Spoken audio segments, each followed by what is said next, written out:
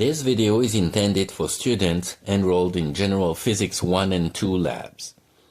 In these courses, data analysis must often be performed, and many students do it incorrectly because they don't know what directly proportional and inversely proportional mean, yet they use these expressions all the time. So, let us start with an example. Suppose that we want to measure a physical quantity y that depends on another physical quantity x. For example, y could be the distance between a ball that has been dropped and the ground, and x could be the time elapsed since the ball was dropped. Suppose we make 5 measurements that are reported in the table shown. Note that this example is very general, so the units are arbitrary. If we look at the values that are given, we can easily notice that y increases when x increases. It is a fact that 95% of the students are tempted to conclude that x and y are directly proportional. However, such a conclusion is completely wrong. These quantities are not proportional at all. As mentioned before, the problem is that most students don't know what proportional means. So, here is a good place to define clearly what directly proportional means, and the definition is extremely simple. Two quantities are said to be directly proportional if their ratio is constant. That's all. It should be clear from the data that x and y are not directly proportional.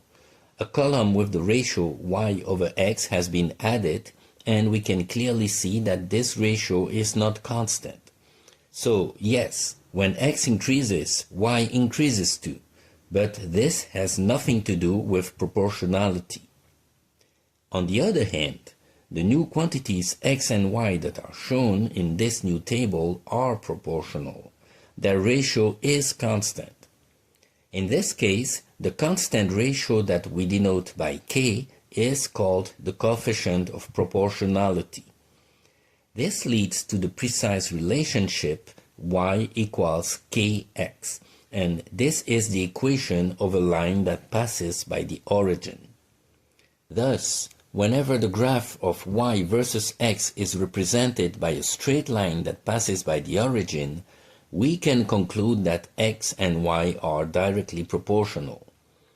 The second and third graphs don't correspond to a proportional relationship because they are not represented by straight lines, and the fourth graph doesn't correspond to a proportional relationship either because the straight line doesn't pass by the origin.